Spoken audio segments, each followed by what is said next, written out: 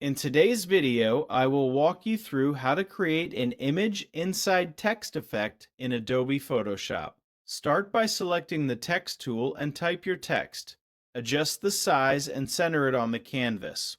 Next, place your subject image into the document. Resize it and position it over the text. Right-click on the subject image layer and choose Create Clipping Mask so the image appears inside the text. Now press Ctrl and J to duplicate the subject image layer.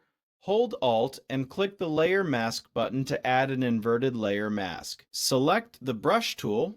Make sure the foreground color is set to white, then brush over the areas you want to reveal.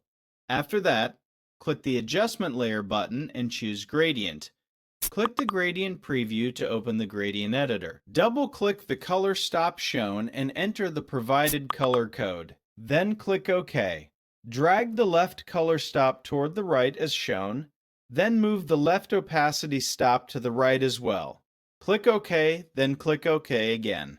Drag the gradient layer just above the text layer. It will clip automatically. Click the New Layer button to create a new layer. Drag this layer above the background layer but below the text layers. Select the Brush tool and adjust the brush size using the bracket keys. Open Brush Settings and drag the Shape node downward to adjust the brush shape. Set the color to black and click once on the canvas to create a shadow effect. Lower the layer opacity to 35%. Next, click the Adjustment Layer button and add a gradient map. Open the Gradient Editor by clicking the Gradient Preview. Choose a gradient from the blue section or select any gradient you like, then click OK. Change the blending mode to overlay and lower the opacity to 30%.